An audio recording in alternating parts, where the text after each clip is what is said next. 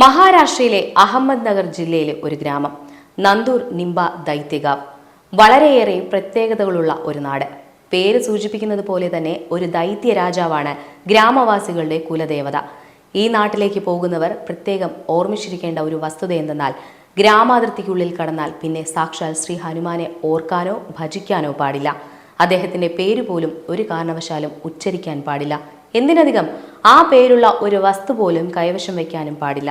അത് തെറ്റിച്ചാൽ അപകടം ഉറപ്പ്. ഇതാണ് നിംബ ദൈത്യ ഗ്രാമവാസികളുടെ വിശ്വാസം. ഗ്രാമീണരുടെ കുലദൈവമായ നിംബ ദൈത്യൻ ജനിച്ചത് ഈ ഗ്രാമത്തിലാണ് എന്നാണ് ഐതിഹ്യങ്ങൾ പറയുന്നത്. ജന്മം കൊണ്ട് അസുരനെങ്കിലും പ്രഹ്ലാദനെയും മഹാബലിയെയും പോലെ മഹാശ്രീരാമ ഭക്തനായിരുന്നു നിംബ ദൈത്യൻ.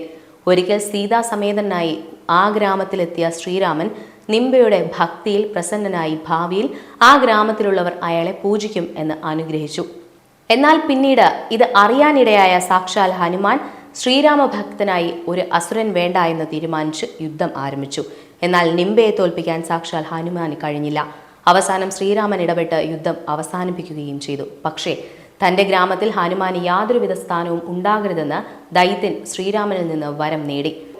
ഗ്രാമത്തിലെ പ്രധാന ക്ഷേത്രം അസുര രാജാവ് നിംബ ദൈത്യന്റേതാണ്. എങ്കിലും ഹനുമാൻ ഒഴികെയുള്ള മറ്റു പല ദേവതകളുടെയും ക്ഷേത്രങ്ങൾ ഗ്രാമത്തിലുണ്ട്. ഗ്രാമത്തിലെ ഒരു വീടും ആ ക്ഷേത്രത്തിനേക്കാൾ ഉയരത്തിൽ ഉണ്ടാക്കില്ല. എല്ലാ വീടിന് മുൻപിലും നന്ദൂർ നിംബ കൃപ എന്ന് എഴുതിയിട്ടുണ്ടാകും. അതേപോലെ എല്ലാ വാഹനങ്ങളിലും ഗ്രാമത്തിലെ കടകൾ പോലും ദൈത്യന്റെ പേരിലാണ്. ഗ്രാമത്തിൽ പലവിധ വാഹനങ്ങളുണ്ടെങ്കിലും മാരുതി കമ്പനിയുടെ വാഹനങ്ങൾ ആരും വാങ്ങില്ല. ഗ്രാമത്തിലെ ഡോക്ടർ അത് ലംഘിച്ച് പുതിയ മാരുതി വാങ്ങി വരുന്ന വഴി അത് അപകടത്തിൽ നശിക്കുകയും ചെയ്തു. മറ്റൊരു ഗ്രാമീണൻ തന്റെ മോട്ടോർ സൈക്കിളിന്റെ ടയർ കേടായപ്പോൾ മാരുതി എന്നൊരു കമ്പനിയുടെ പുതിയ ടയറാണ് വാങ്ങിയിട്ടതത്രേ. വരുന്ന വഴി ആ വണ്ടി കത്തി നശിക്കുകയും ചെയ്തുവെന്നാണ് പറയുന്നത്. ഒരിക്കൽ ഗ്രാമത്തിൽ കൂലിപ്പണിക്ക് വന്ന ലാത്തൂരിൽ നിന്നുള്ള തൊഴിലാളികൾ ഒരാൾ ഭ്രാന്ത് വന്നതുപോലെ പിച്ചും പേയും പറയാൻ തുടങ്ങി. അയാളുടെ പേര് മാരുതി എന്നാണെന്ന് സഹ തൊഴിലാളികളിൽ നിന്നും മനസ്സിലാക്കിയ ഗ്രാമീണർ അയാളെ ക്ഷേത്രത്തിൽ കൊണ്ടുപോയി ലക്ഷ്മണൻ എന്ന് പേര് മാറ്റി. അതോടെ അയാളുടെ അസുഖവും മാറി.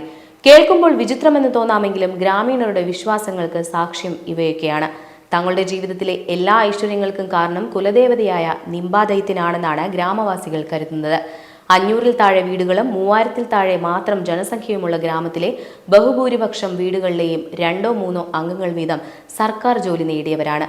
പ്രതിഷ്ഠ അസുരനായതിനാൽ മദ്യവും മാംസവും ഉപയോഗിച്ചാണ് പൂജ എന്ന് കരുതിയെങ്കിൽ തെറ്റി.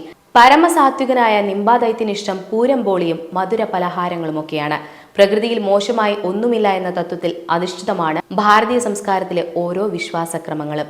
സർവ്വ ഐശ്വര്യങ്ങളും പ്രദാനം ചെയ്യുന്ന ലക്ഷ്മിയെ ആരാധിക്കുന്ന സമൂഹം തന്നെ സകല ദുരിതങ്ങളും നൽകുന്ന ജ്യേഷ്ഠ ഭഗവതിയെയും മാനിക്കുന്നു.